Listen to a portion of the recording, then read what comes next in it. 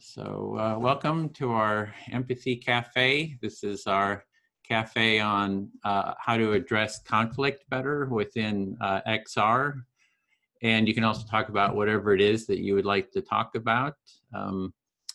So we can, kind of the outline, we're going to go for 2 hours. We're going to begin with just short introductions. Hey, you got your camera working, great. We're going to start with just a short introduction, your name, where you're located, any XR groups that you're part of, if you are. If not, that's fine as well. Then we'll just give a little intro on how to do an empathy circle, if it just is maybe just a quick intro, and then we'll divide into our groups. We'll have maybe about 4 or 5 per group. Empathy circles, and then maybe about 15 minutes before the end of our 2 hours, we'll come back together and just do a little debrief. And so maybe we can start with introductions. I'm Edwin Rutch from the Center for Building a Culture of Empathy, live in the San Francisco Bay Area. I'm part of the San Francisco XR group, as well as the XR Empathy Circle work group. So Bill, would you be willing to just call on people just for so it goes a little faster? Sure, absolutely. Carolina, would you introduce yourself, please?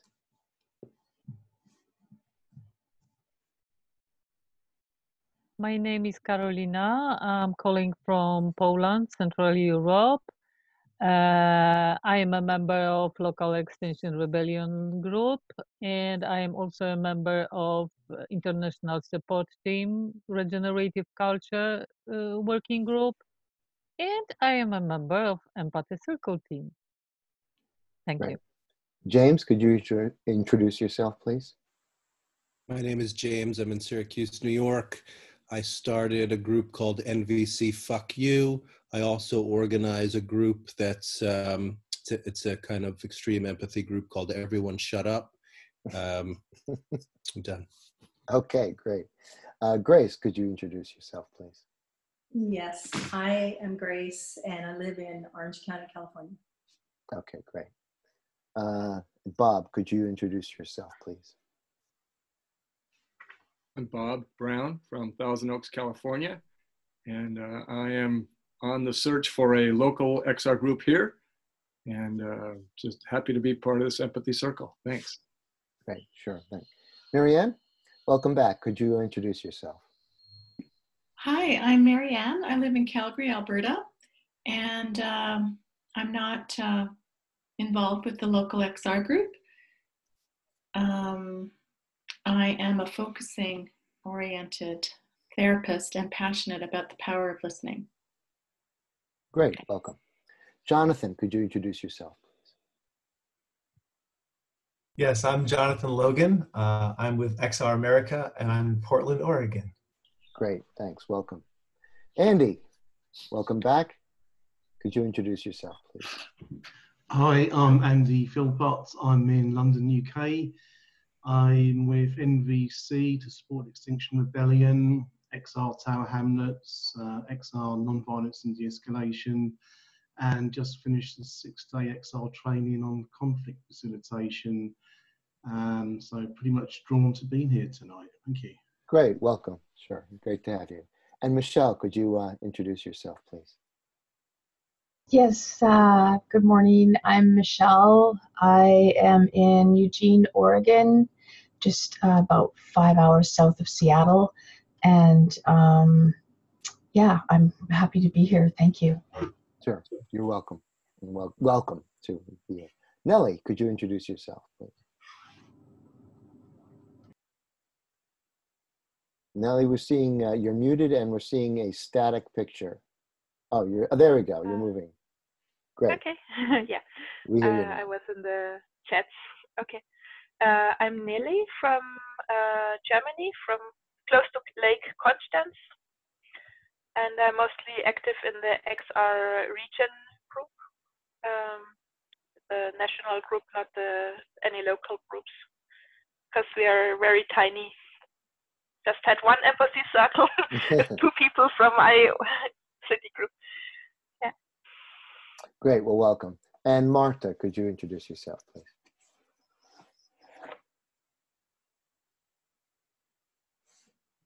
Yes, hi. I'm based in Cork in Ireland, and I'm involved with the region locally and nationally, and then with the empathy circles as well. Great, and I think I've gotten everybody. I'm Bill Filler. I'm here in the San Francisco Bay Area. I'm a member of the Empathy team, and I've gone on a couple of actions with Edwin. And Edwin, back to you. Thanks, Bill. So just checking on how familiar is everyone with the empathy circle practice? Who feels that you're familiar enough that you don't need a primer on it?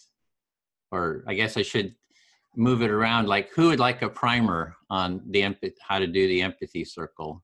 If everyone's good with it, we can even skip that. So, okay, great. It looks like we can skip that. I see James is smiling. I also did, I believe me, I don't want to do the primer, but I did notice that Neil or Nellie raised her hand about wanting the primer. Oh, did you want the primer, Nellie? Or I think you're... No, I've taken part already. Okay, great.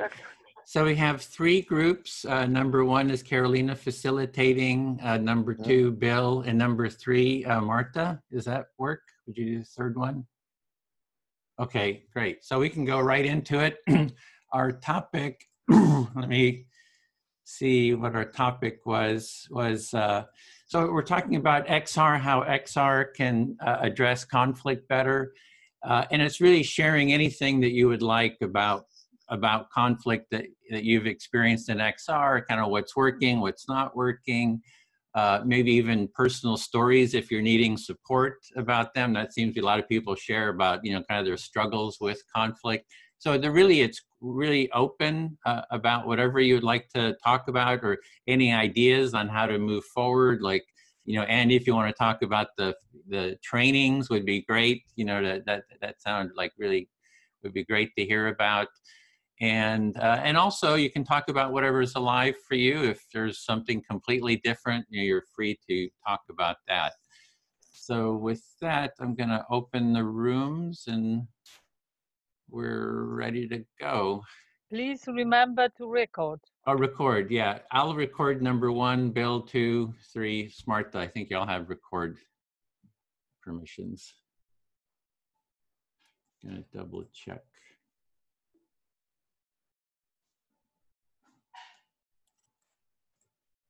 And Jonathan and Edwin. Okay. Before we start, I just have to tell Jonathan I spend a lot of time in Portland. Oh, cool. I'm part of the tango community in Portland, even though I live 17 hours away. Wonderful. Okay. So everybody is familiar with the method, as I understand. Jonathan? I've watched the videos a couple of times, but I haven't experienced one personally before. Okay, so maybe we will model the method. We will show it how it works, or maybe we want to explain a little bit. I don't know. What do you think, Edwin? Up to you. It's something we could just start with Jonathan, just speak for 5 minutes, and then then he can be the first speaker, speak to one of us, and then we model the listening, and then go around a little bit. Okay. Practice. Jonathan, so you would have to choose somebody as a listener. All right. Well, how about you, Carolina? Okay, I will try. I think 5 minutes will be okay. Sure. So I will start the time, and I'm listening. Thank you. Well, I'm excited to be here and learn and to participate because empathy to me is very important, and it's important to me in part because I spent a good part of my life in a family where we were not listened to. So I have tried to be an active and positive listener for other people in my life. And as I Can have, I try to can I try yes, to reflect that part? yes, Okay, thank you. So you are very interested in this meeting because you have some personal experience of, especially in your family, to not listen to each other. And you think that empathy and empathic listening is very important. So you are happy that you are here with us today. yes, that's right. Thank you. I feel heard on that. Mhm. Cool.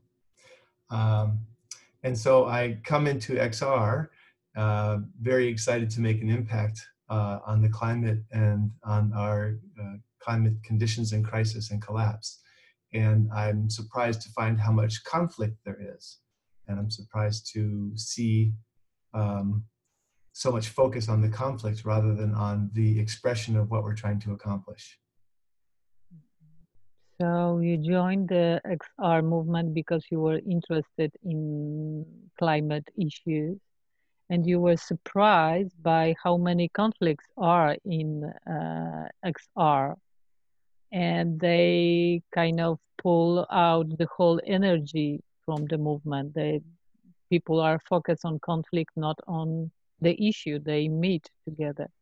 That's what you mean? Yes, and I want to make sure to be clear to say that my concern is how much of time in XR in America, and when I'm speaking of XR, I mean XR America, Mm-hmm. in the US, how much time is being spent on the conflicts and the opinions and scapegoating and things of this nature. And this concerns me. So your concern is the situation when so much time is spent on conflict, scapegoating, and not on real issue, real problems we have. Well, maybe you didn't say that those are not real problem. You just said that too much time is spent on conflicts and scapegoating, not on climate issues. Yes, yes. Yeah. So I am, part of my goal with learning more about the empathy circle is to help be a place, a safe place, and part of a process for us in the US to engage in so that we can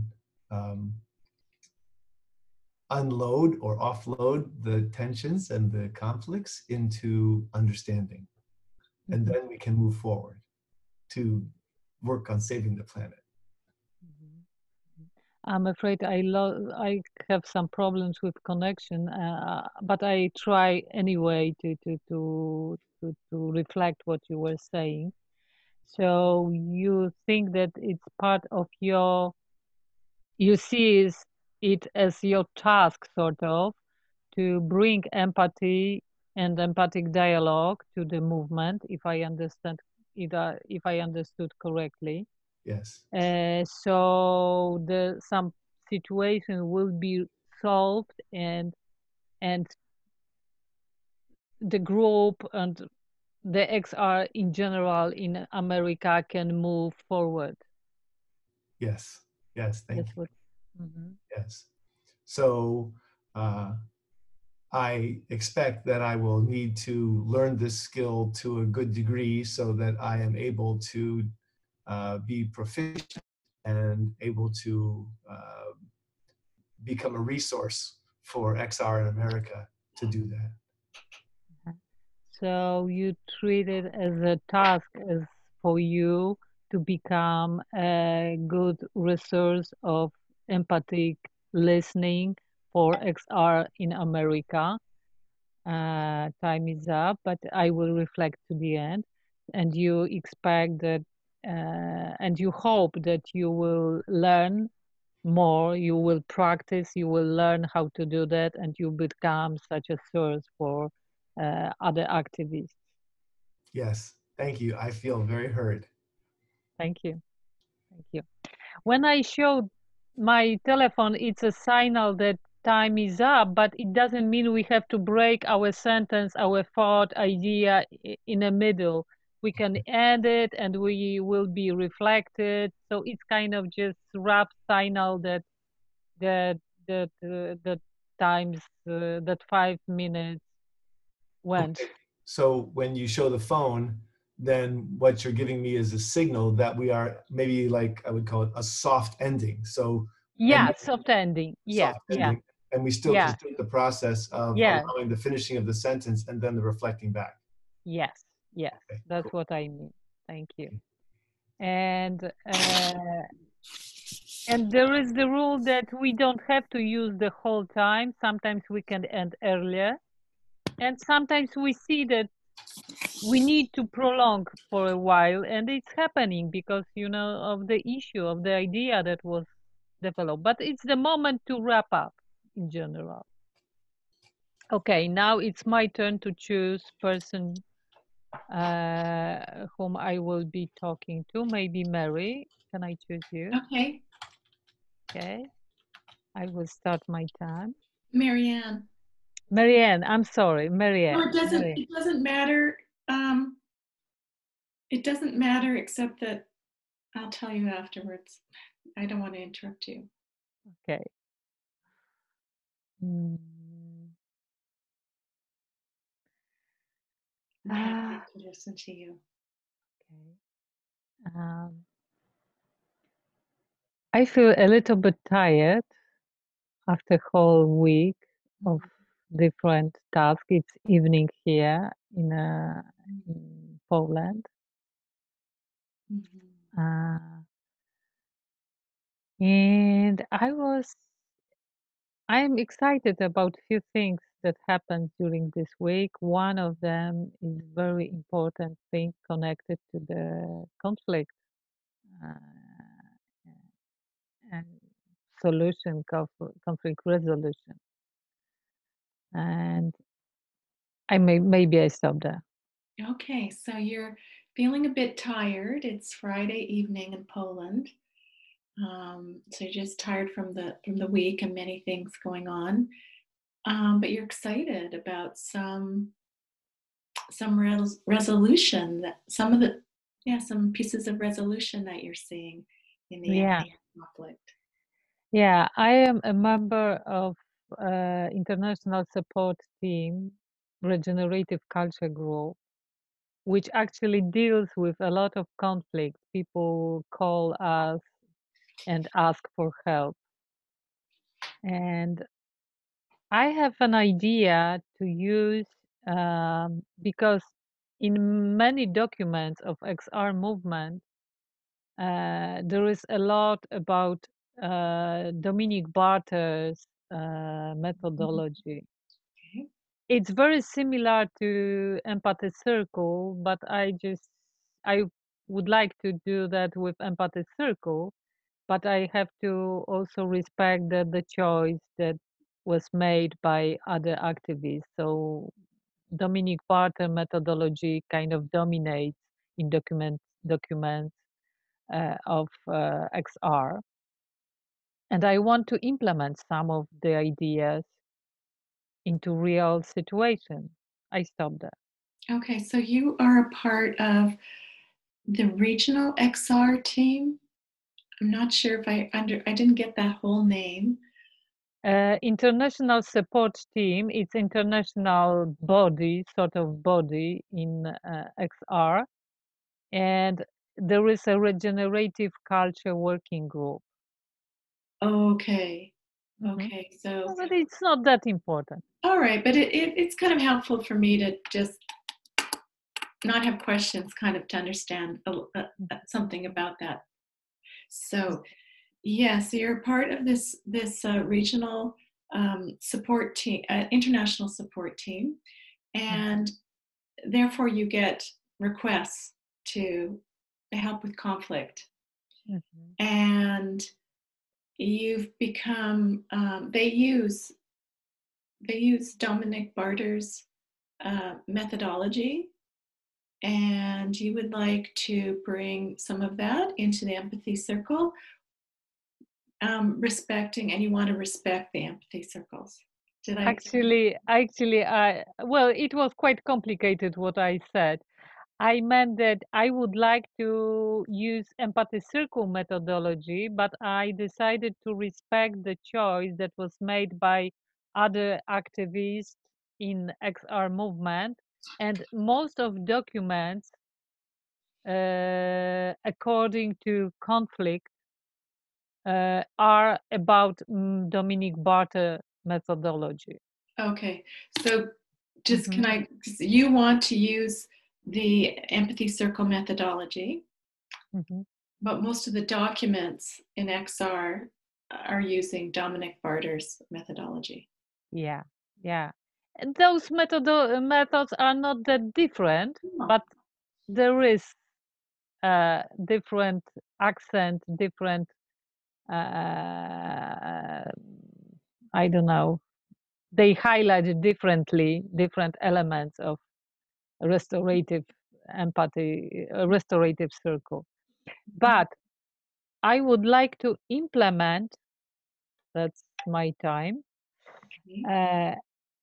I would like to implement some methods of Dominic Barter into real situation, because I feel like into real Extinction Rebellion structure, because I think it doesn't exist really in so-called self-organizing system.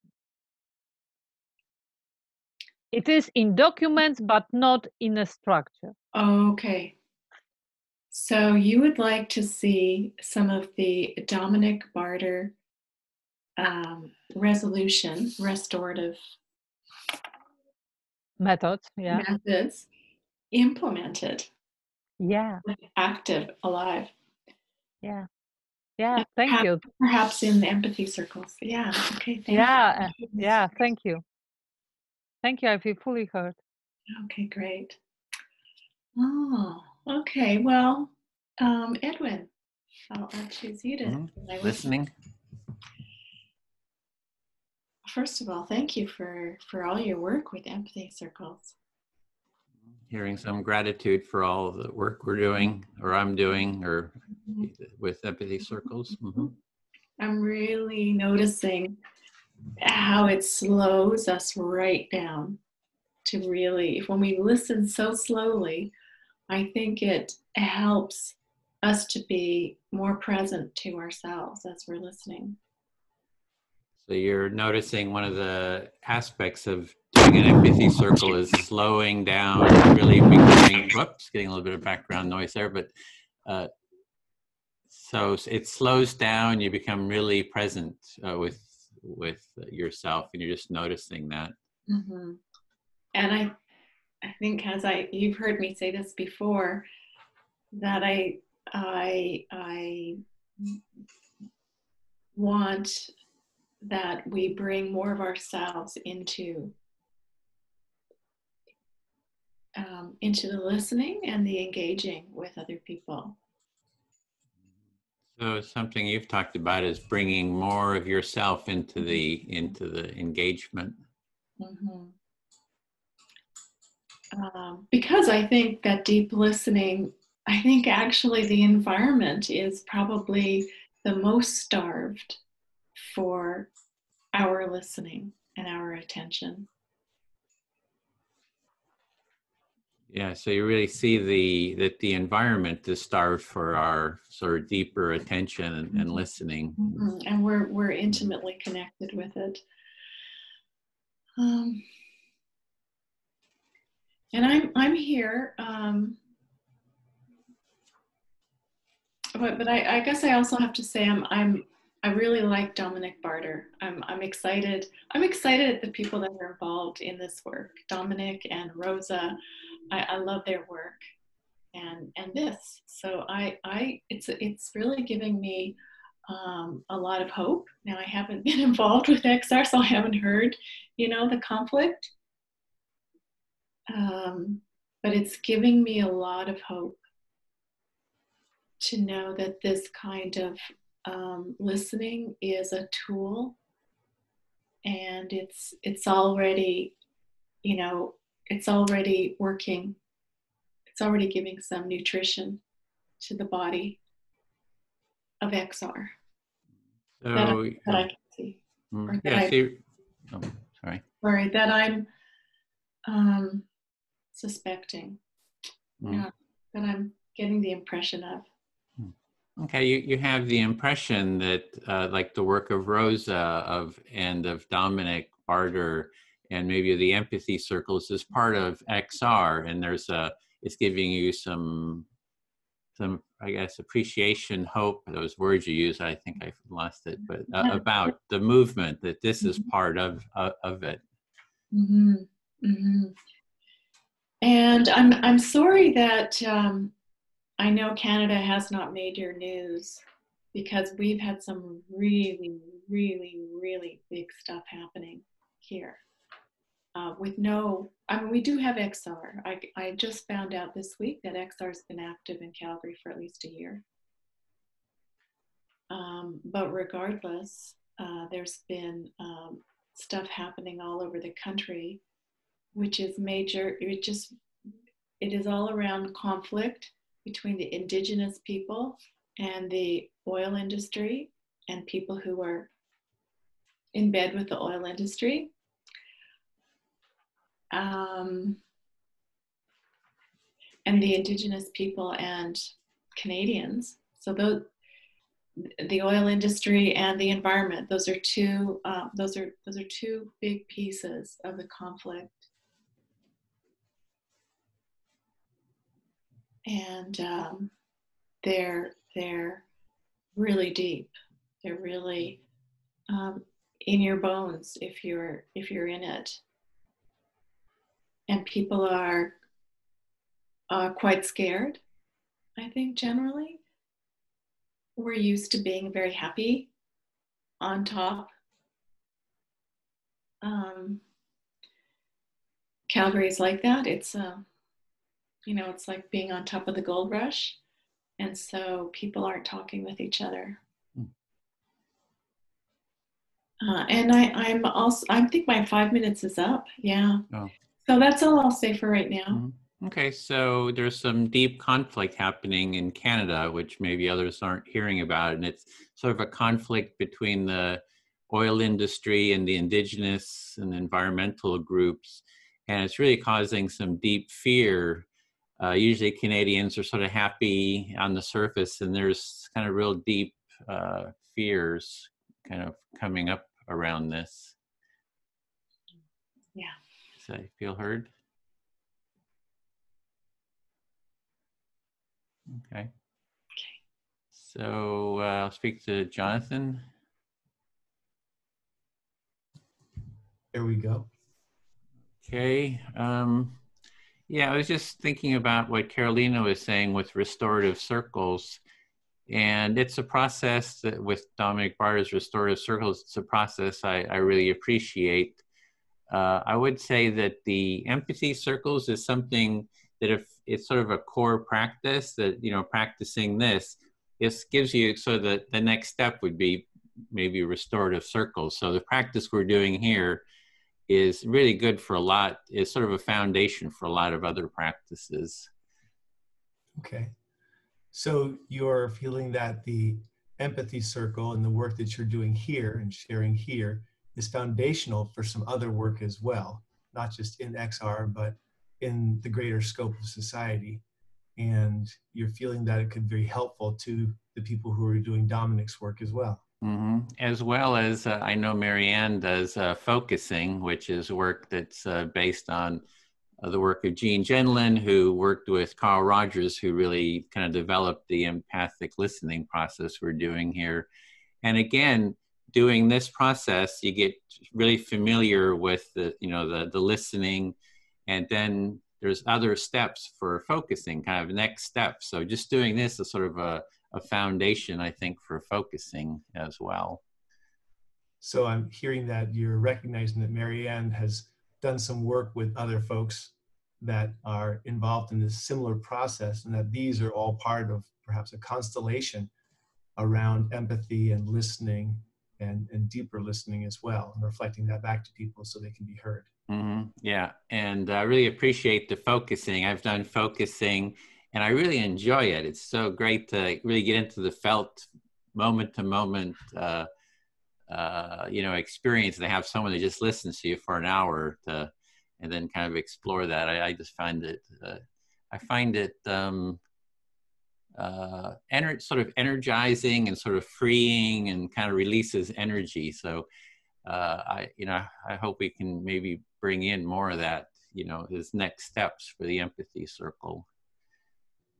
So you're finding and feeling that deep listening and being heard deeply for an hour, up to an hour, is very freeing and energizing, and that's part of the bigger work, and you want to continue that.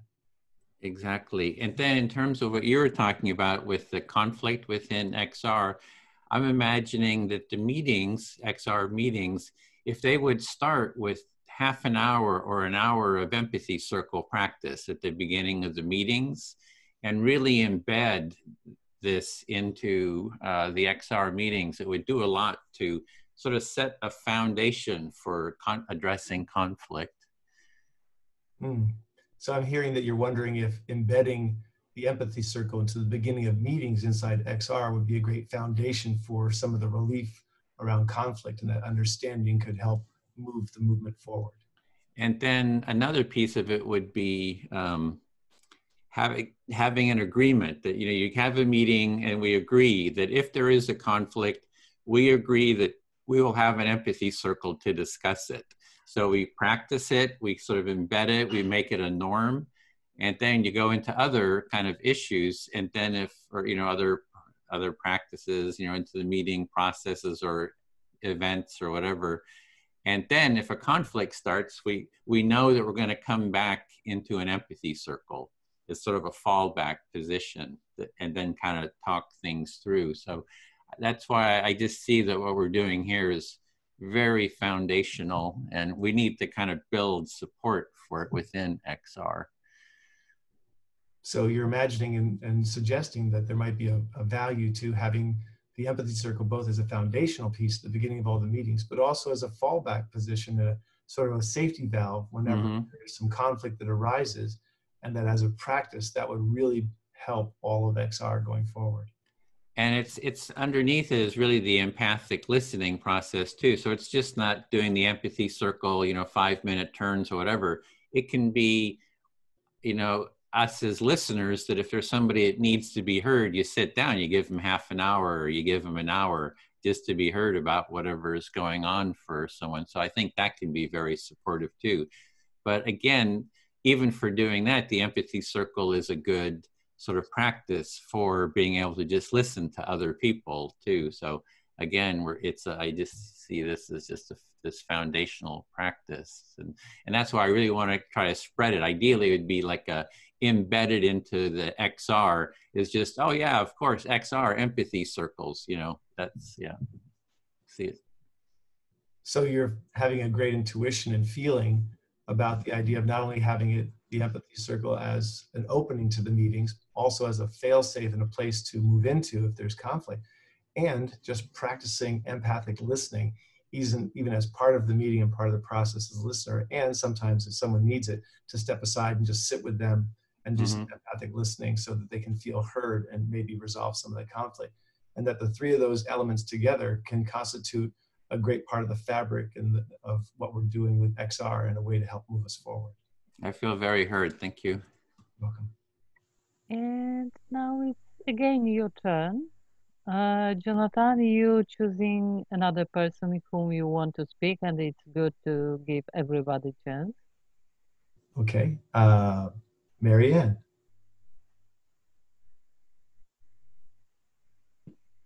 So am I speaking now?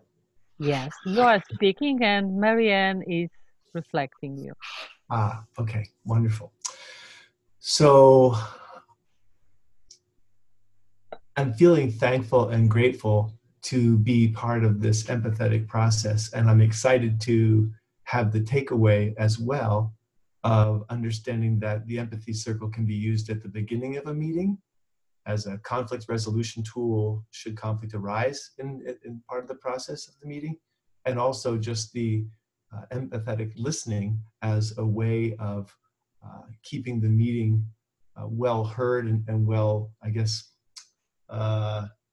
keeping present and keeping the meeting moving in a nice flow, and if necessary, to be used as a tool individually. So you're really excited about Empathy Circle and using it, seeing how it can be used in meetings and as a tool. Just even having the meeting at the start, at the start of the meeting, and also for conflict if that arises, and also as a way to learn good listening and facilitating a group meeting. Yes. And I'm also feeling like this would be a wonderful tool just in terms of my circle of friends in my community, and perhaps to initiate a little empathy cafe amongst my friends and even amongst my family, as exciting as that might become. Okay, and you're seeing that maybe you could even use it among your friends and your family. Have an empathy cafe and invite your friends. Yes, yes. It seems that this is a necessary piece of our human culture that perhaps has been missing, and that it might be very good to have this spread across American culture, since we're so divisive at the moment. And you're seeing that it might even be an essential part of our human nature. That would be really good to spread across America at this point when people are feeling so divisive. Yes, yes. And I'm considering, I keep a list of what I call lifetime core skills. And so this obviously, in my mind now, must be added to that lifetime core skill for children and young people, and of course for those of us who are a little older. Okay, and you have a list of lifetime core skills, and thinking this is good, you're going to add this to it for adults and children. Yes, and I'm also imagining how this could radically change our politics as well. Instead of conflict orientation, empathy orientation and consideration. And you can see that it could change politics.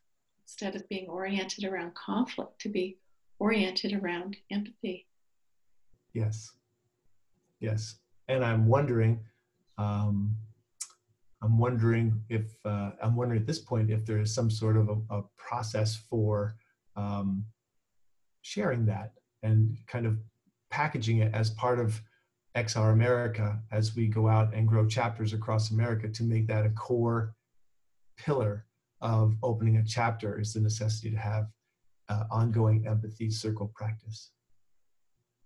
And you're just wondering if there is a process for that to happen, such as having chapters and a recommendation or a requirement that they engage in empathy circles to be part of the chapter. Yes. Is that it? Yes. Yes.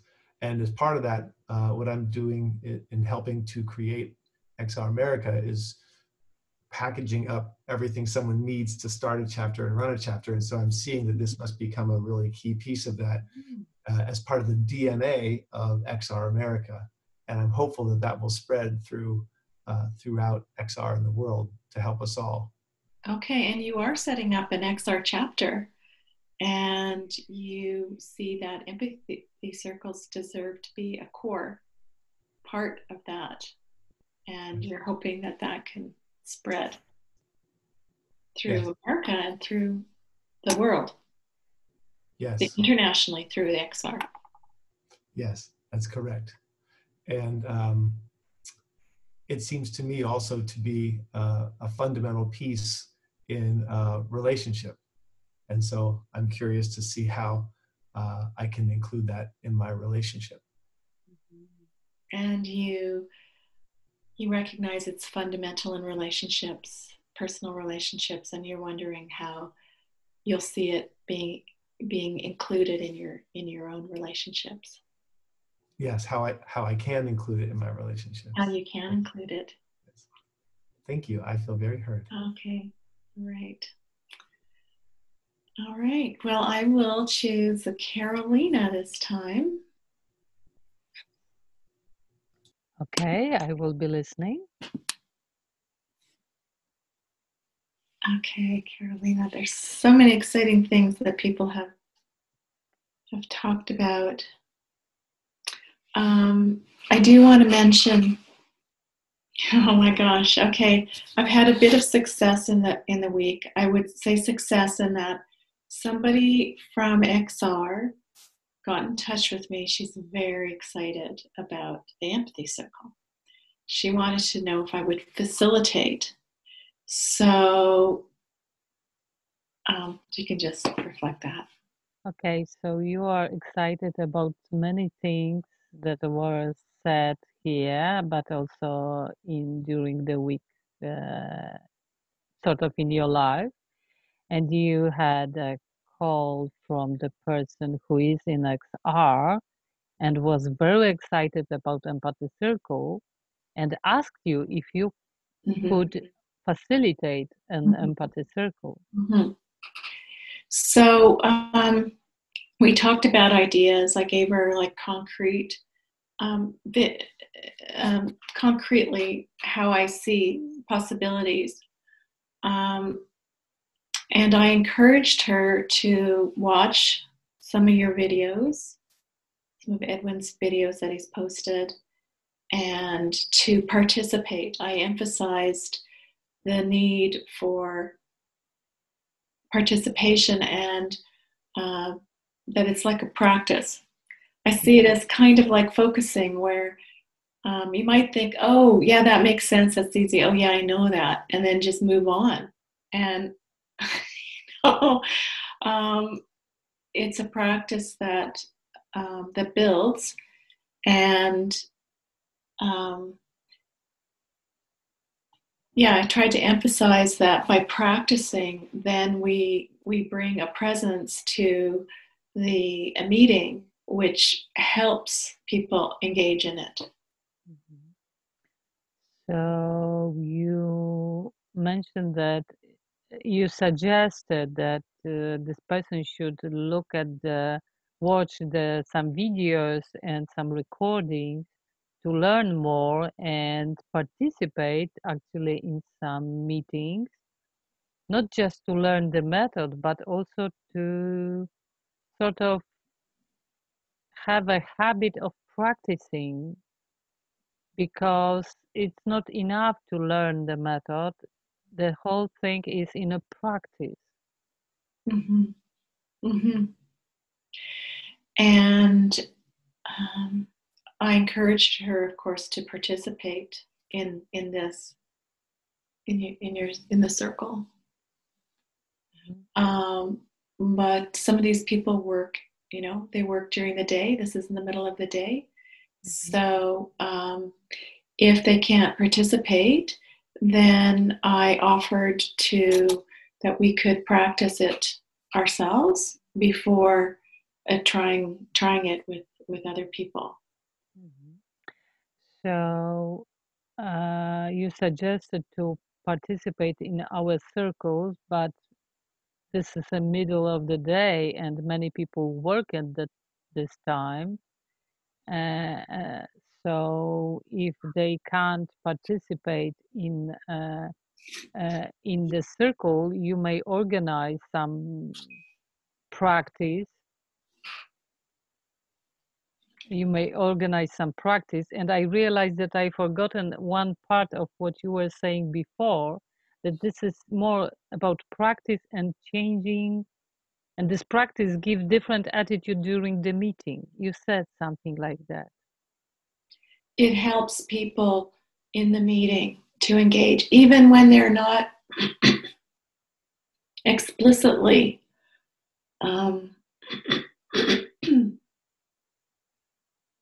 told certain things. The attitudes are conveyed. So you mean that, if I understand correctly, that the practice helps to develop an attitude, empathic attitude. Right. Right.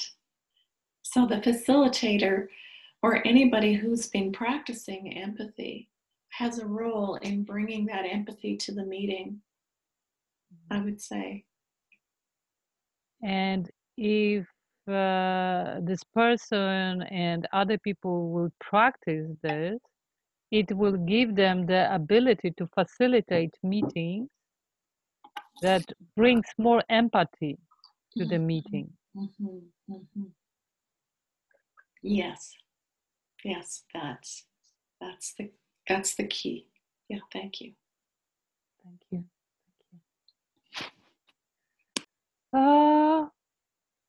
Edwin, would you listen to me? Listening.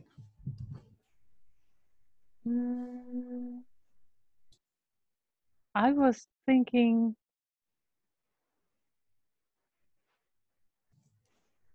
what is the difference between, no, maybe I start with this. I think that empathy circle might be a part of many small, might be maybe a part of many meetings, different meetings. It might be a check-in and check-out in the regular meetings. It might be, it's very useful for briefing and debriefing, emotional debriefing after action. That's key, I think, to make it in empathy circle format, such a debriefing after the action.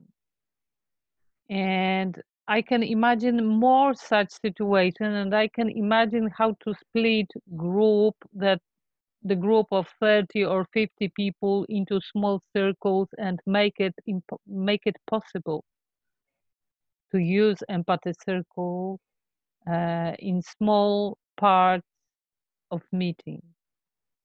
I stop there. Okay, so you're seeing how empathy circles could be used in meetings, like at the beginning of a meeting, at the end.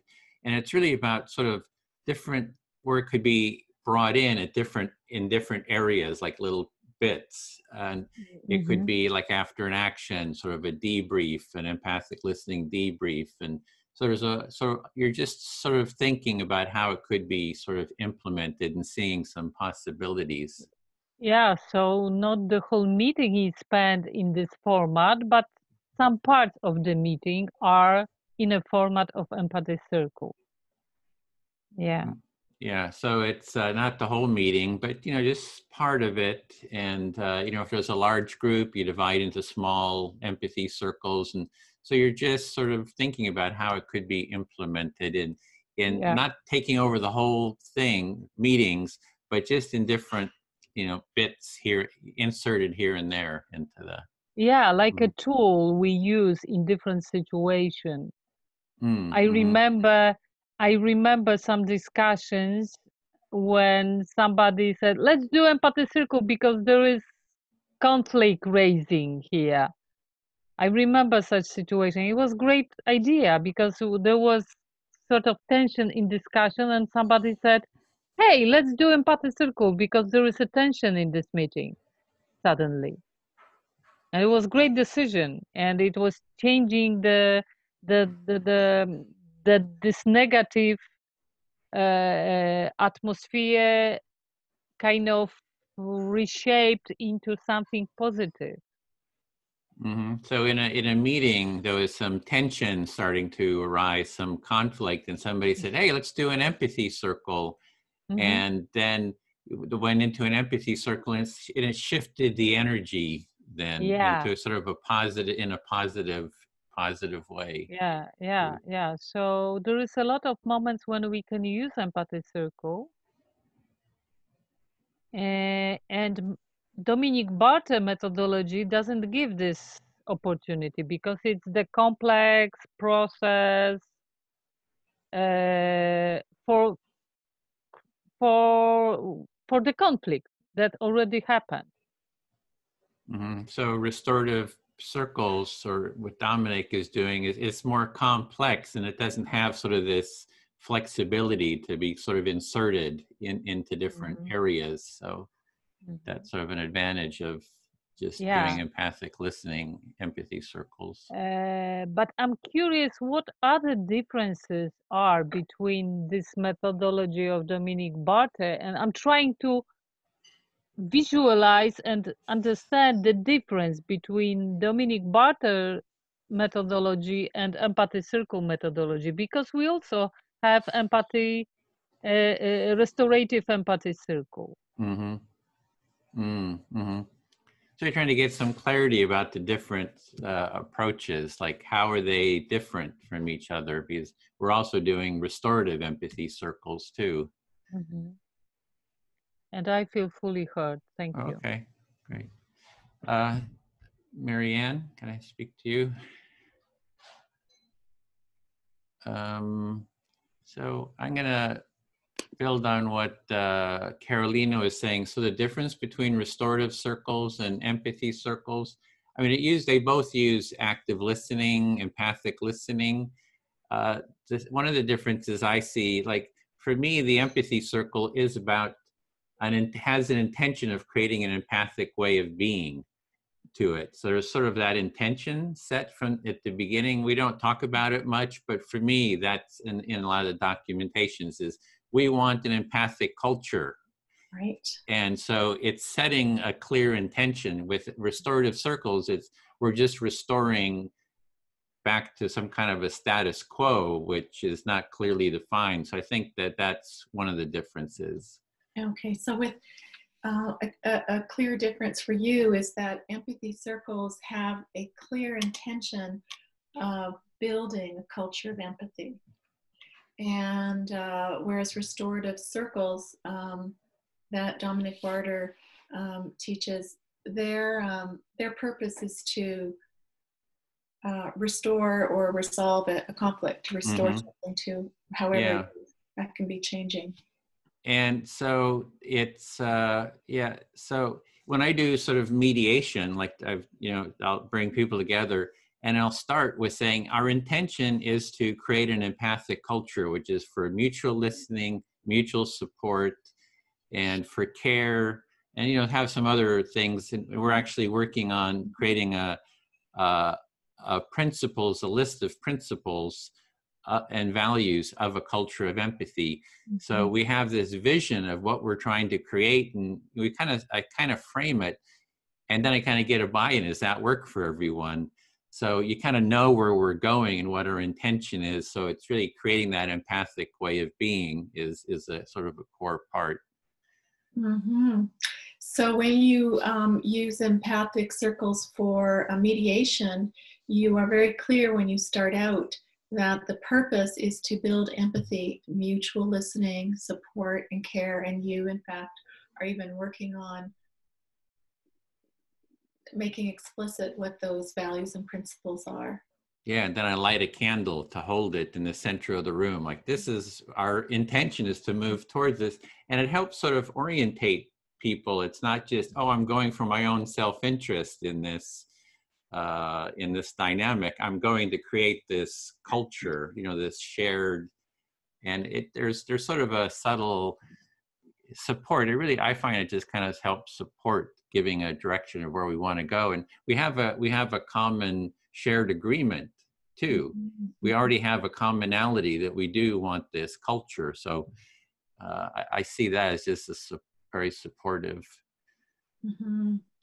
And when you are in that process, you find it very supportive and helpful that you get that common agreement at the start, and by lighting a candle, you've got that sign there. Yeah.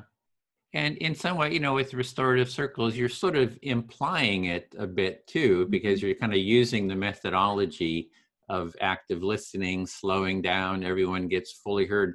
So it's just not as explicit as, I think it's sort of implicit, subtly implicit, but not clearly explicit that we're trying to create this empathic culture. So I just think that kind of helps the whole process. So you find it helpful to have those values of empathy clearly made and agreed to. And in the restorative circles, they could also be working with those values, but they aren't made explicit. Yeah. And the other thing I wanted to build on what Jonathan was talking about is using empathy circles for social divisions. You know, so the larger, I mean, we have so much polarization, it's getting pretty bad here in the United States with the election and so forth.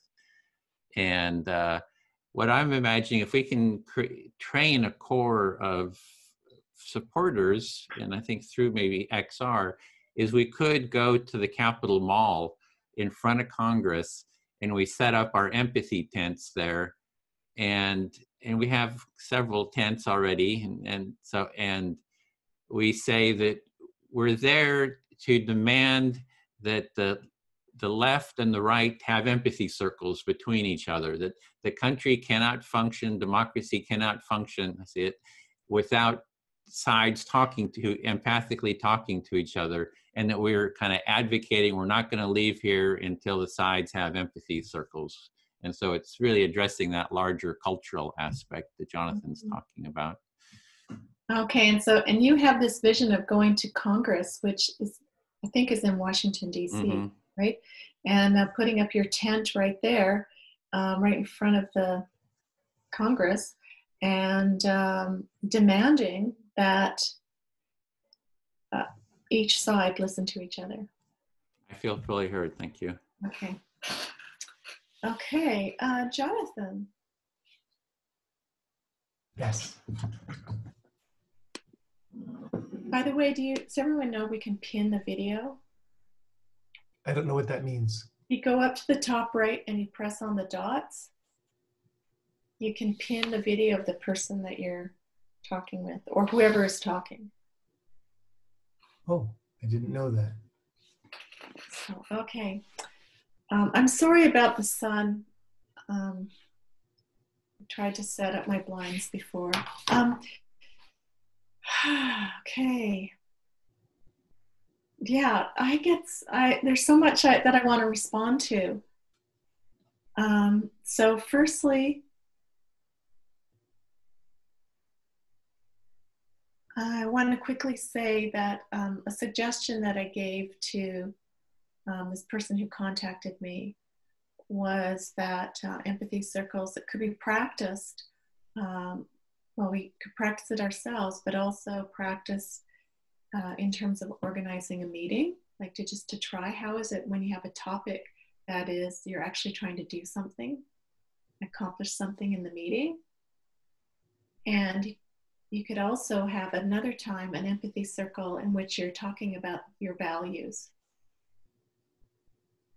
and experience the empathy circles around two very different types of topics. So I'm here, oh, sorry. That's okay. You might want to reflect that. Is that okay? Yes.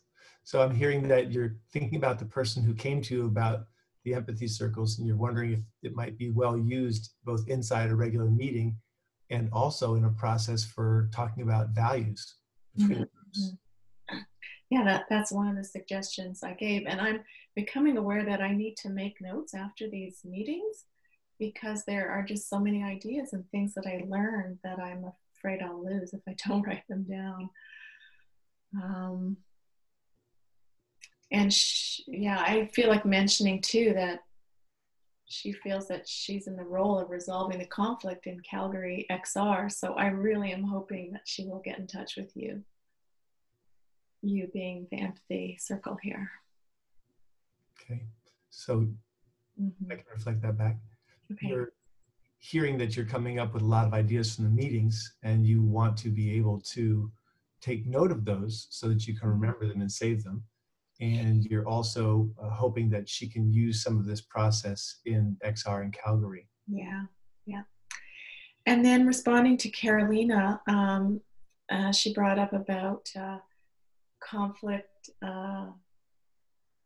stopping the meeting and at some points then entering an empathy circle process.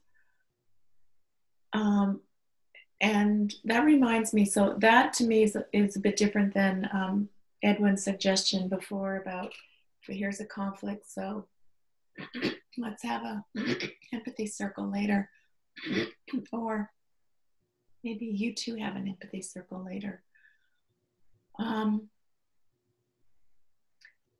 Yeah, two things come up with me on that. And one is, what is conflict? Because I'm part of another group, and someone in my group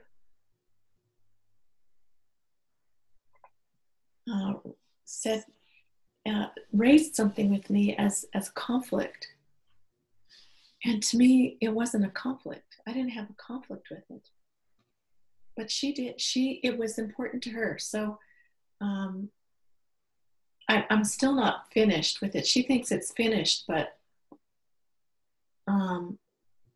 we haven't completed. Like I don't think there even was a conflict. So I'd like to know where we stand. So that's that whole thing around what is a conflict is a question mark in me, and maybe that in itself needs attention. And then the second thing that came up with Carolina for me is that conflict affects the whole. Like if you're having a meeting and maybe two people disagree with each other, it does affect the whole. So to have an empathy circle, rather than having an empathic process between two people who are in conflict, I think could be really useful. Okay. So you heard in what Carolina had to say about when to use the empathy circle inside of a conflict, inside of an organization or a meeting. And you had a personal experience with someone who said they had a conflict and you didn't feel there was a conflict. And so now they may feel resolved and you may not yet feel resolved about whether it was a conflict or not. And so you're wondering about when to use that and how to use that, and when the right place is in an organization and time to do that. Well, it's more like I'm thinking that even the notion of conflict might need attention at times. And the people's understanding of, is this a conflict, or an understanding of the issue? I guess that's really obvious.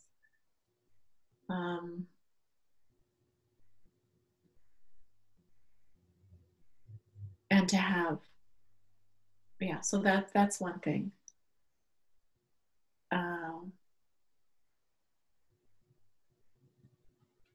Right. Okay, so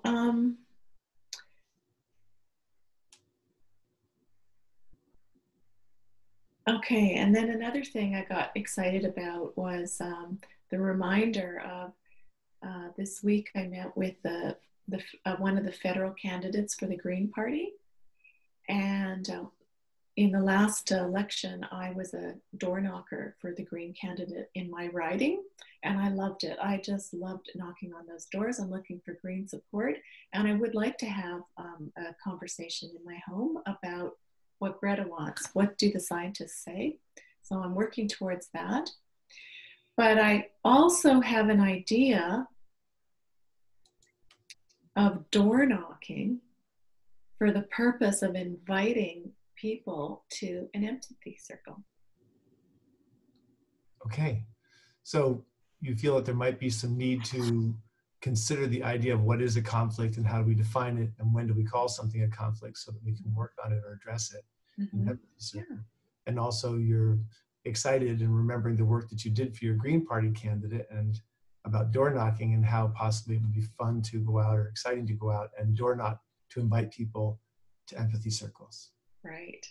Hi, Miss Zab. Thank you very much. I feel fully heard. Yeah. Okay.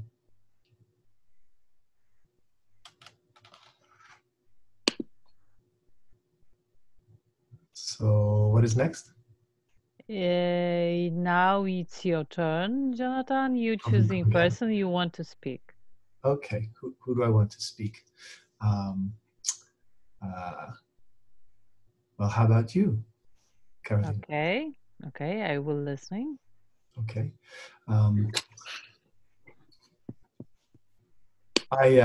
In my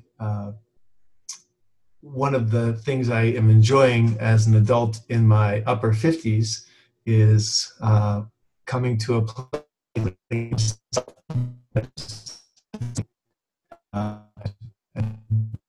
Another thing is to make a positive impact for others. I'm afraid I lost this part completely. I didn't hear anything. I don't know. Maybe I will turn off my video. Maybe my connection will be bandwidth will be. You know what? I didn't get it either. I didn't either. So I think it was Jonathan's broke up a little. Okay, repeat it. I can turn off my video, and maybe that will help. Okay, so one of the things I'm enjoying about being in my upper 50s is the understanding of who I am and what's most important to me that I value in the world. And I'm finding that the number one thing I am interested in and passionate about is making a difference for others and for the larger global community. Okay, so you see some advantages of your age, and you think that one of such advantages is the clear vision of what is important to you, what you appreciate in life, what is valuable. And you notice that for you, what is important, it is making, you name it, you call it making a difference, changing life, and making a difference for other people, and especially in global scale. That's what you mean? Yes, thank you. Mm-hmm. And for me, it is a feeling when I can contribute of wholeness, and it is a feeling of being part of the whole human family. Mm-hmm. And it is a very fulfilling feeling to contribute. Mm-hmm. So for you, it is also important to feel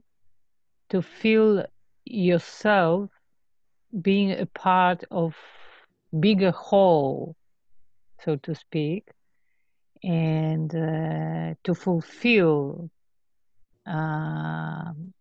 You didn't use this word, but if I understand correctly, a kind of humanity or the wholeness of humanity. That's what you mean? Yes. So I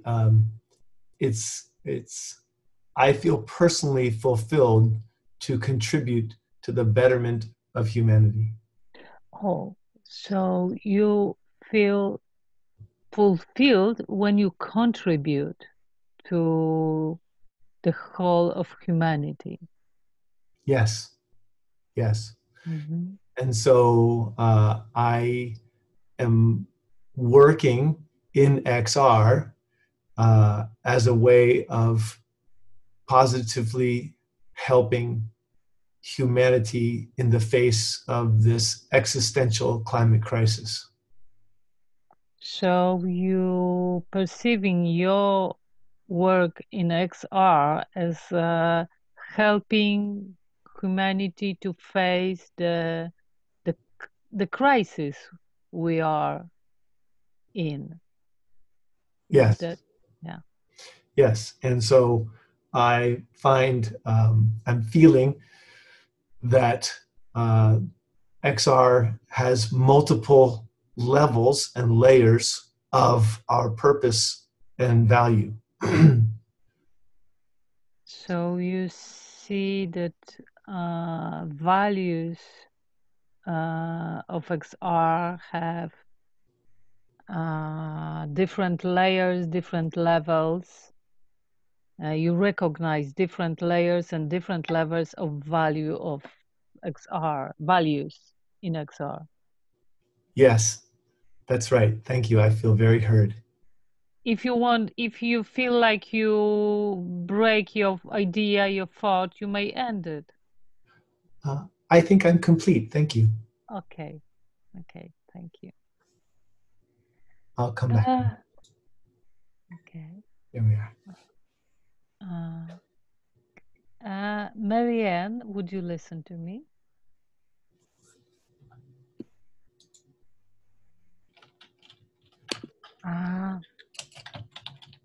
That was interesting to hear from Jonathan that he feels fulfilled when he contributes to the whole of humanity. I'm wondering how it is possible to feel that. Wow, so you're interested to hear when Jonathan says that when he contributes to the XR, he feels he's contributing to the whole of humanity, and you're wondering how it is he feels that. Yeah, because this is something many people seek for. Yes, because many people seek this. Yeah, and most of people feel like they are too small to contribute. They don't know what to do, and they can't reach this feeling that they actually contribute to the whole of humanity. Many people struggling for that. Because many people feel too small to be effective, and they can't feel that even though they want to. Yeah. And I'm wondering if I feel that I contribute. I don't think so. You're just wondering about this for yourself. And wondering. Go ahead. And I'm thinking how to do that, how to stop feeling too small to act and to contribute. And you're thinking how to do that, how to not feel so small, and how to act. Yeah. And I'm thinking that I need to feel that small things I do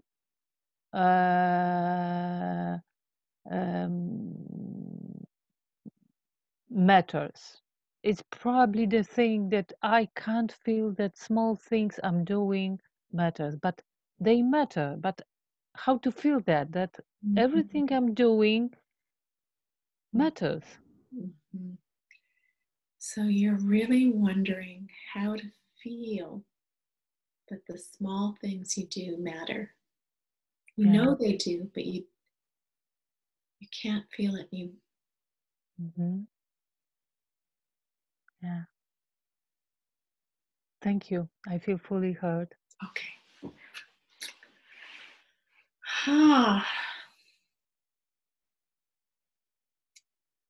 Wow, this is very exciting.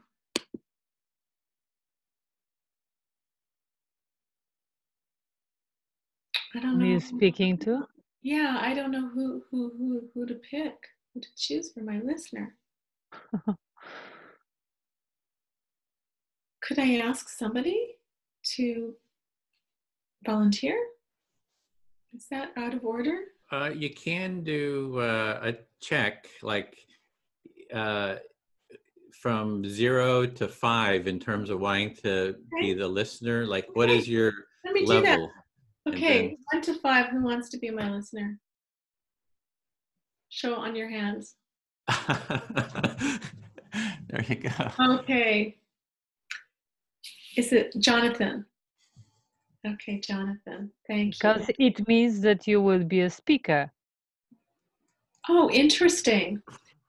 Uh, Well, the I other said thing, it mean I said that to showing how much we sure, want to be a listener means also that we will be a speaker. true. And I hadn't thought of that. So for me, the person who is the listener, for me, how engaged they are helps me speak. So that's how I thought of it. So I'm so excited now. This is like, I have to hold myself on my seat now, because Carolina just touched on, and we touched on it in the very beginning too. What really, really, I get very, very moved and excited by Eugene Gendlin's process model. Doesn't that sound boring? But I took a course with him and Ann Weiser Cornell on a telephone, and it was very significant for me. He made us read certain parts of the text in a focusing kind of way, which means a listening. We had to have a partner. We read it out loud, and we listened with each other.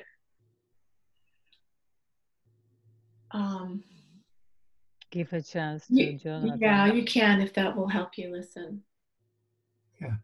So what I'm hearing is that you're very excited by the process of listening and being heard. In fact, you were on the edge of your seat about being part of that, and that you really enjoyed the course with Edwin and the deeper listening that happens with it. If I got the name. Oh, that's great. That's great that you fed that back, because that wasn't it. So Eugene Gendlin is somebody who did research with Carl Rogers. And he said you can't understand this process model that he's written if you just read it with your brain. You need to listen to it in an embodied way. And to do that, you need to have a partner. You need, like, that really helps to have somebody present as a listener to help you listen in your body about what this means.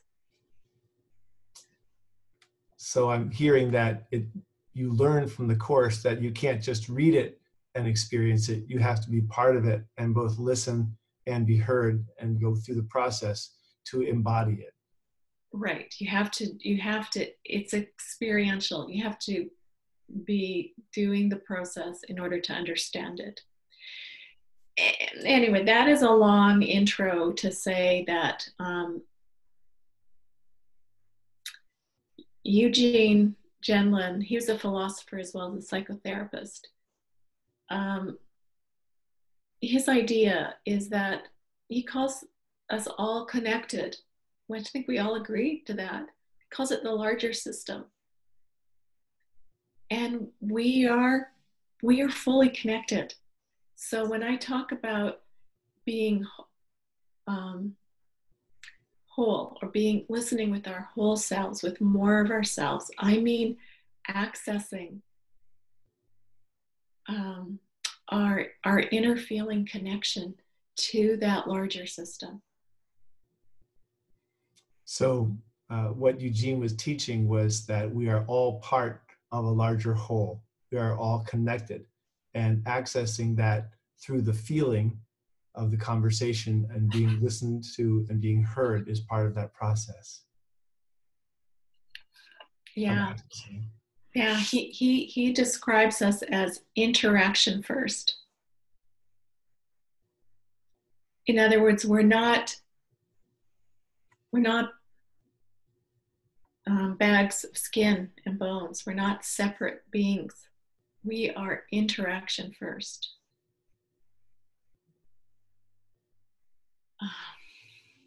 So becoming more aware of that.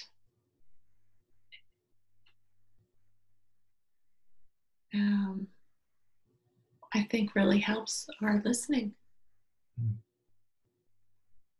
So he says that we are interaction first. We're not just skin and bones. Mm-hmm. That we are in the process and presence of that interaction is where we become fully human in a sense. well, we are the interactions. We're not just in the presence. We're not watching it. Yeah, we do witness it, but we also are them. We are. Anyway, so where do I want to go with this? The being aware of it is the inner, it's we aware of it on the inside. We can be aware on the inside of our interaction. Not so much thinking with our brain, but having our brain in connection with our experience from the inside. So if I'm hearing you, we exist on the inside of that process. We are the process. In our body and our beingness is part of the whole process. Yeah. Yeah, so when you said that you feel whole when you're contributing, like I just thought, wow, that is so good, because you're feeling that whole. That's where I went with it. I know I gave you a long-winded answer. Thank you very much for listening to me. So you went to that place in regards to the definition of feeling it whole. When I mentioned wholeness and feeling whole and completed, that for you translated into the experience you had with the teacher, where he talked about feeling inside your whole being and inside your body, and you are it. Not only feeling it, but you are it in the process. Right, but not necessarily just that one experience of that course, but rather, living like that. So that we actually exist in that process all the time. Mm-hmm. Yeah. Thank you. You're welcome. Okay. And may I meta for just a second, Edwin? If you metaphor? No, just to meta process. I wanted to say that I found myself having difficulty following because I was so intrigued by the concept I hadn't heard before. My brain went left and then right. And I also realized I'm wearing my wrong glasses, which is why everything has been fuzzy and hard for me to see, which causes me to go back and forth. So I apologize. Now I can. So you're apologizing for your listening because your mind was sort of meta. You're kind of stepping out, going into a meta.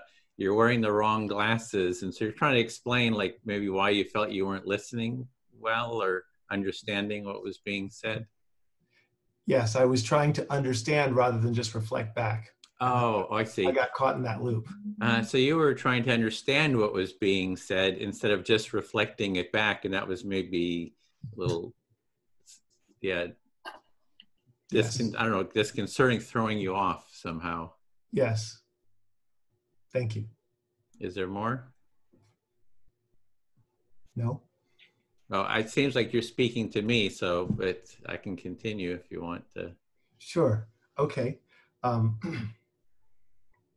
So I have, I don't know what the term is, but I have a pretty hard spectrum on ADD, ADHD. And so I find I have experience that I sometimes, if I get a notion or an idea, my mind wants to understand it before I proceed further, which in active listening is not a good thing. So you're just noticing your own mind, how it works. You're just thinking you have like ADHD, and that if you get a notion, you're trying to understand it instead of just reflecting it back. You kind of, before you kind of engage, you want to have a sense of understanding of it. You're just kind of noticing that quality within yourself.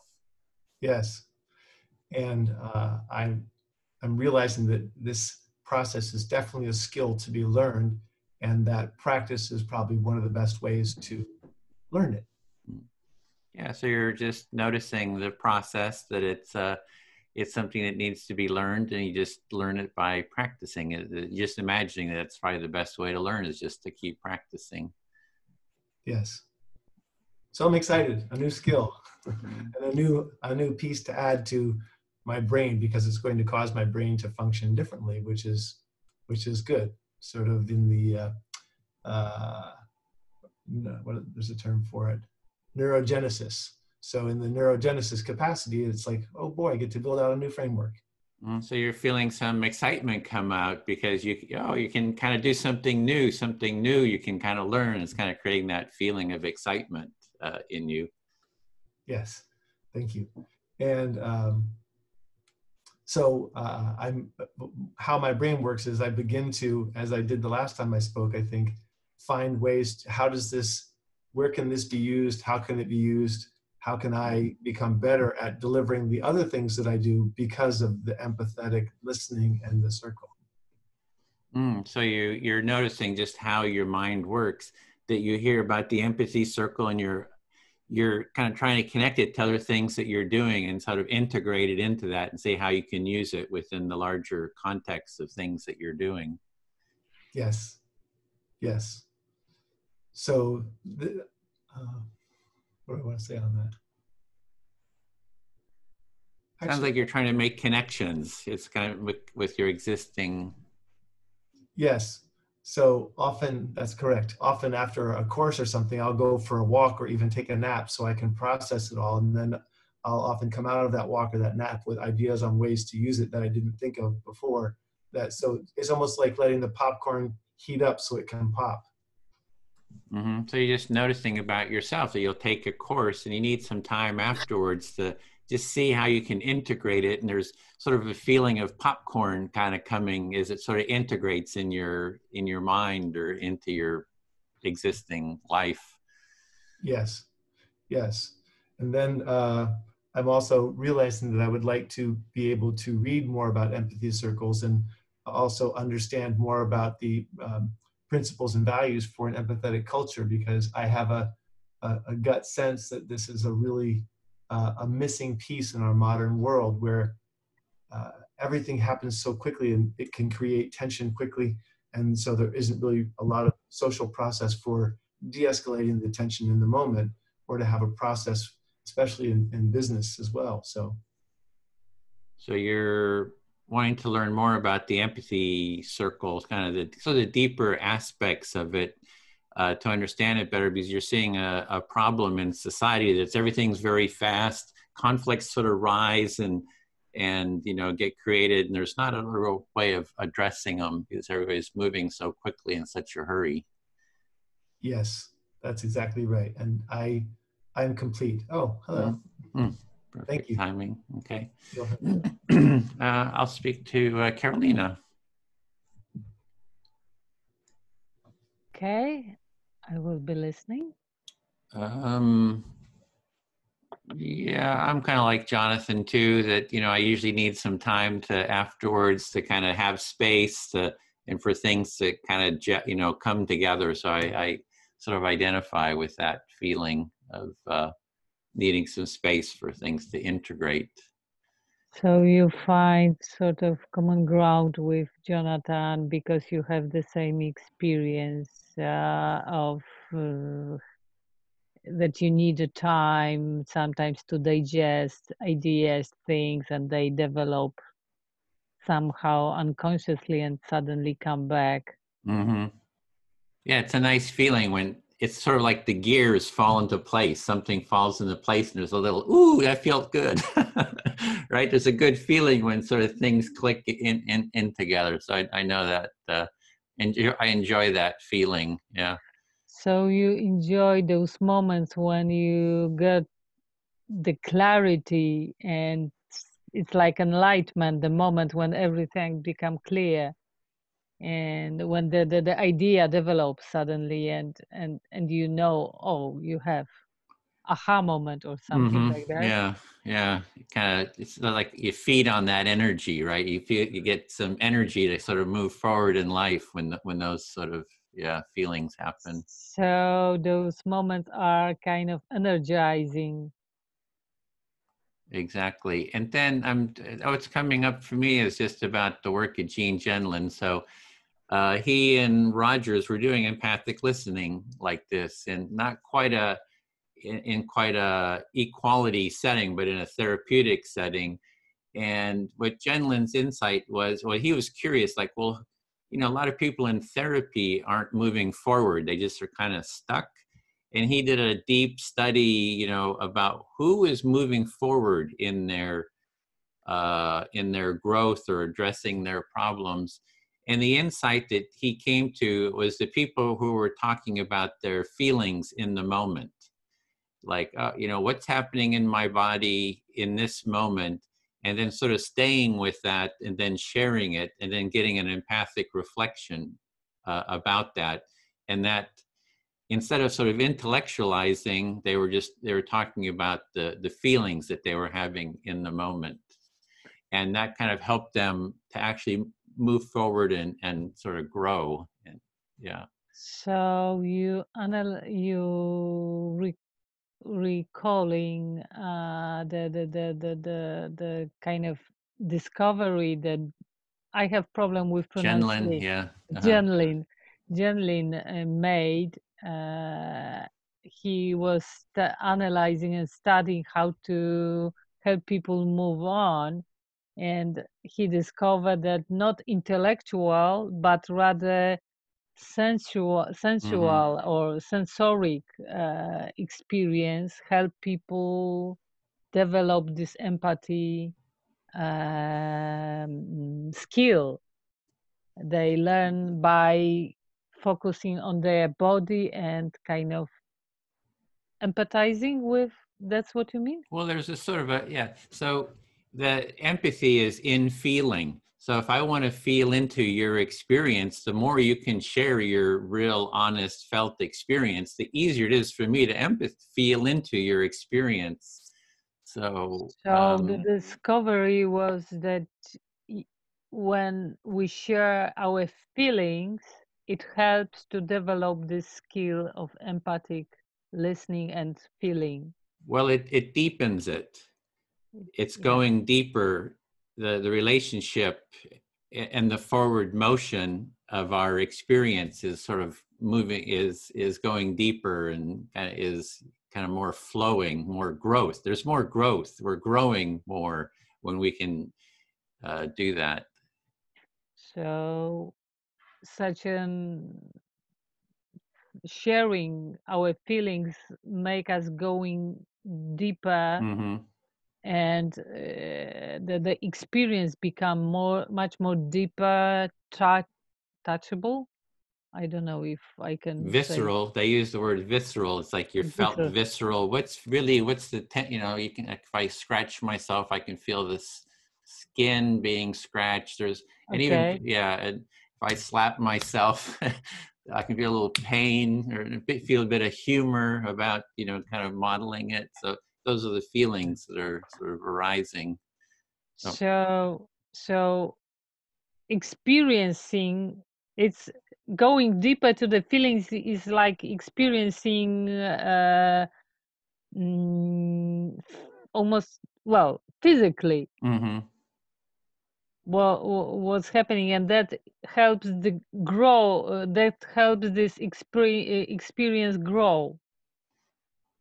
Yeah, there's more to it, but my time is up, so I'll share more later some other time as we go. Okay. I feel heard. Okay, so whom I choose? Maybe I choose Jonathan. Okay, I am ready to listen. Okay.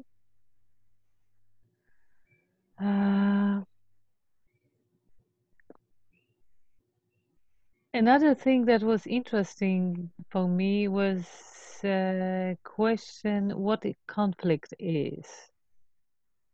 Marianne asked what conflict is. What is it really? And I like this. I like to think about conflict like something that is a symptom, and people are like sensors of a problem we have. Maybe we don't realize that problem yet, but somebody who initiate, so to speak, conflict is not bad person, just a sensor of the issue. And actually this person help us to pick this issue, to find this problem and to deal with it. So I'm hearing that you found Marianne's idea of questioning what is conflict interesting, and Mhm. you have a sense that there's a symptom piece to this where the individuals are actually, we are sensors, and that the person who mentions or brings up the conflicts or exposes it is not the problem. They're really just the sensor, perhaps like the toaster that pops out of the toast that pops out of the toaster. They suddenly Mhm. arise and they bring it up. Yeah. Mhm. So Mhm. you feel, Mhm. seems you feel positive about that. Yeah, so well, how we treat this situation depends on how we settle our intentions. I'm not sure if settle is the right word, but I hope it is the right word to use it in this moment. To settle our intentions, our will, our purpose of the meeting, if it's happening during the meeting, how we describe it, how we organize our attitude. If our attitude is with this intention, with this awareness that the person who brings the conflict is not the problem is somewhere else, and we have to understand how this person become a sensor of the problem. Where is this problem? Focus on the issue. So you're wondering if it might be a good way to experience this is not that the person is the problem, but the person is the sensor for what maybe the problem is. Sort of like the person is raising their hand and says, "I smell smoke," and they're referring Yeah, to the fire. They are not the fire. yeah, They're just the sensor for the fire. yeah. So, but it requires a positive attitude of all the members of the community, kind of trusting that this is what's happening. Okay, it doesn't mean that this person is kind of tending to blow the conflict, but you know, this is just the person who is a sensor, and everybody has a good will in the community. We need to trust and believe in it. Yes. So part of the value of being able to look at it this way is that the group must together trust the process. Yeah, and essentially not shoot the messenger of the conflict. yeah. That's great. You described better than I described it. Yeah. So, what is conflict? If we have such an attitude to the conflict, what is the conflict actually? There is no conflict when you have such attitude. Actually, it doesn't look like a conflict. It looks like an issue we need to deal with and to find the solution, to name the issue and to deal with it, to manage that. So with this energy and this attitude, the group can explore what actually is the situation that is showing up as conflict and look beneath that to maybe with curiosity to find out what is the real issue instead of looking for the conflict. Yeah, but it looks like there is no conflict when you have such attitude. So there is no conflict when you have such an attitude, perhaps just a curiosity. Yeah, something like that. Thank you. I feel fully heard. Thank you. You're welcome. Your turn.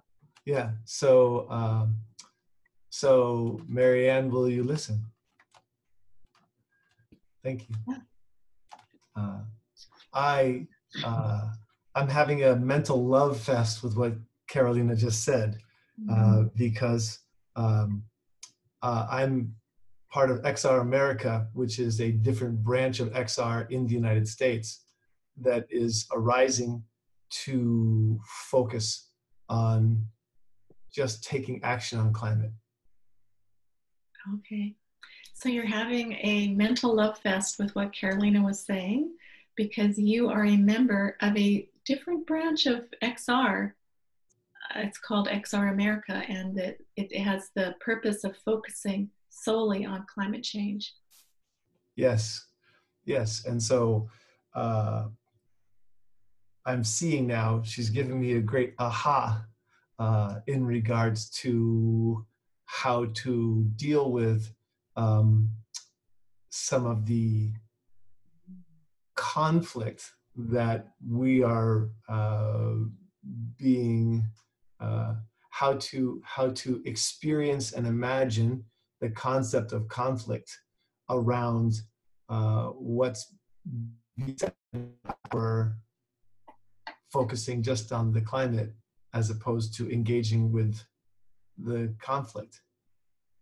And in listening to her view on conflict, you're experiencing an aha on how you can view things. Yes, yes. So my view that I expressed was that there was no conflict between XR US and XR America, merely a condition, and that condition had to be something that we look at from a standpoint of how do we collaborate. Mm-hmm. Rather than try and resolve a conflict, how do we move into collaboration? So now I'm seeing I have to review this whole thing from a new perspective, which I'm excited to do. Oh, okay, so it's giving you a new perspective on how you can view XR US and XR America in a more collaborative framework than seeing it as a conflict. Yes, yes, and I was not seeing it as a conflict. I was seeing their conflict with us, and I was okay with it. Now I'm seeing perhaps they're not having a conflict with us, but they're having that there is something to be worked on together collaboratively, that there isn't a conflict, even though it appears they're conflicting with us, that actually there is something there to be explored and to be excited about learning. Yeah, so you're seeing it as there's something there to be explored, curiosity, something to learn from. Yes, yes, and I'm feeling like this process. Oh, let me start over. I felt before this that I understood empathy and understood the concept of being empathetic, and now I'm entirely into a whole new perspective, and I'm very excited about this because I think it opens the door to so much more capacity for empathetic circles to create. Okay, and your experience right here has shifted the way that you see empathy, and you're seeing it now as this tremendous capacity. Yes. Yeah, wow. My brain is just popping corn. so it's a very joyous and exciting experience. So I'm very thankful to be here. Mm-hmm. It's a joyous and exciting experience that you're grateful for. Yes. I can see I'm going to need to go for a walk afterwards, and and I go for a walk and I take my phone and I make notes by verbal and it types it out for me, and then I can send it as an email to myself. So this is going to be a good exploration, and yeah, I'm wondering how to. Oh, go ahead. No, that's great. And I'm wondering how to use this empathetic circle process in my own conversations about that. Ken Wilber does an exercise called 3-2-1, a reflective position changing exercise, and then a meta view of that same internal conversation. Yeah, you're wondering how you're going to bring this into your own personal processes. Yes, that's exactly right. Thank you. Okay, so thank you. That was we want to go back to the full room now, so I'm going to close all the rooms and we're going to have Thank you, 60 everyone. seconds. Yeah, here. So yeah, this was really enjoyable. Yeah, thanks so much. Thank you, everyone. Yeah. Thank you, everyone, for this circle. Thank you. Yes, you're welcome. And thank you. Such wonderful ideas. Yeah.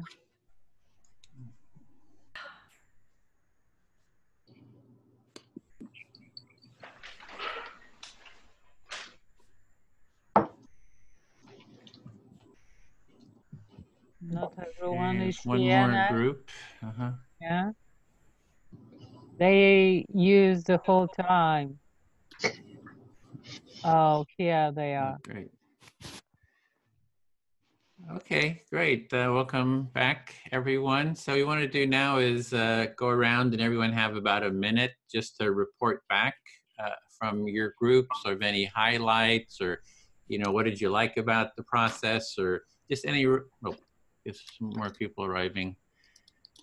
So we just wanted to go take 1 minute for each person to come back, report just about your experience, just anything you'd like to say, you know, any insights you got or just any general topics that came up. And just saw somebody message contact info. Yeah.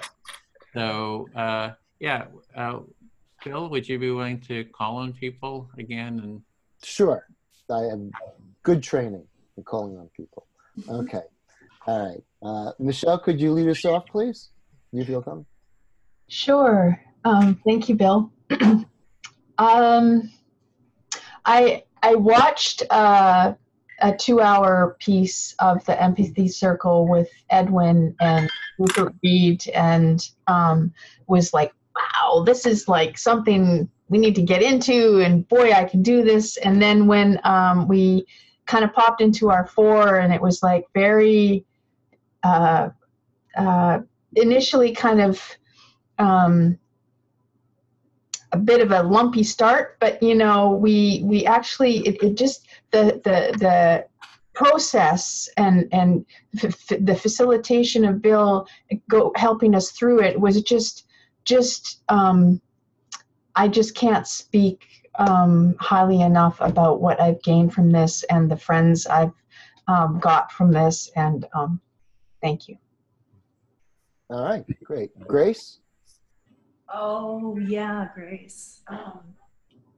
So just to tag on to that, Michelle, it was kind of like emotional oxygen for me to be in the group with the 4 of us, Bill, Michelle, and Miss Nellie.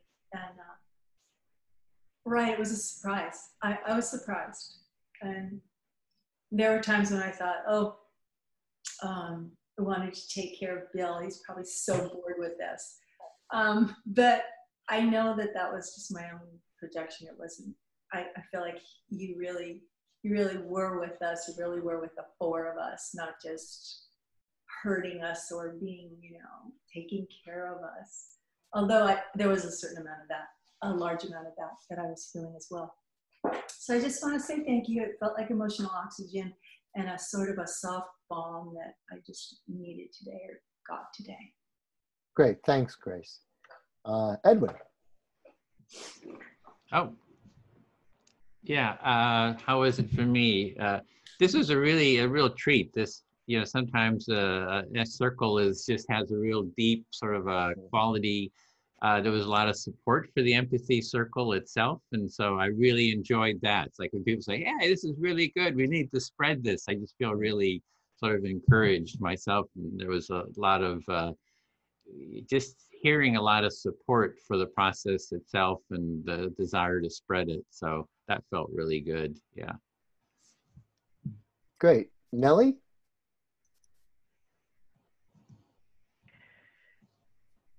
I really enjoyed being with you in the group, and I love that during the process, when the connection really happens, something more happy is is emerging. I've experienced this many times, and it's been here today as well. and it gives us energy to practice. And I've also described in our what I'm doing, and which might be an extension to the empathy circle practice. Great, thank you, Nellie. Marianne?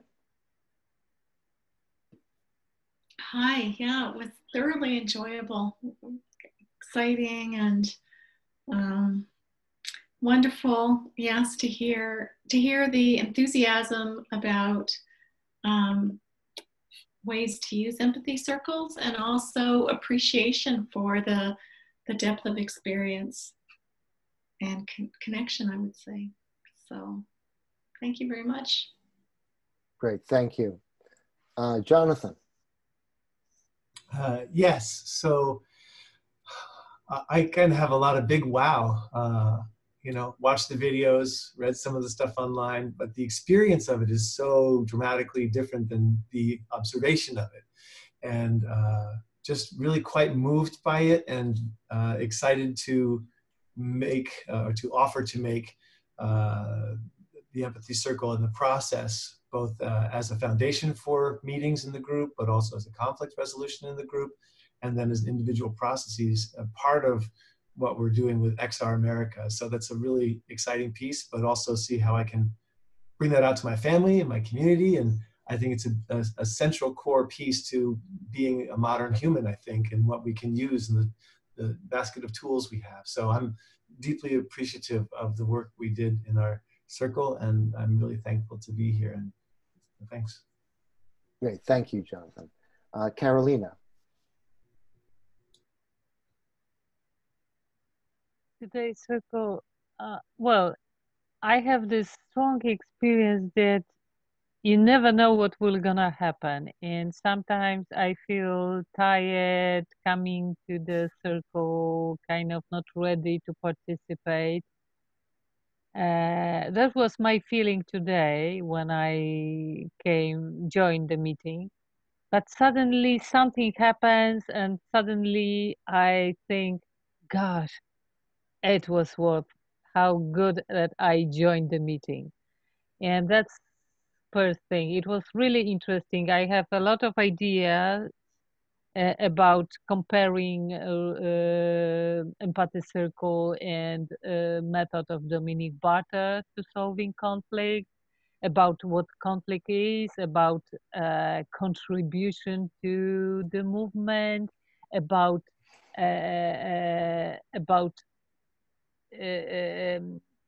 experiencing the process. We were discussing very deeply a lot of things. So I'm very grateful for this meeting. Thank you. Great. Thank you. And Bob?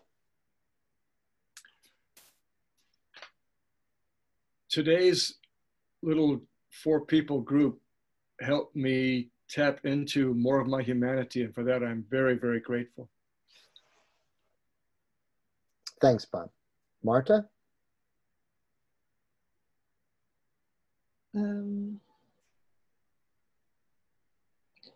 Yeah, there was something about trust that we went in today, and I'm left with thinking, wanting to explore more, that trust isn't always in the head.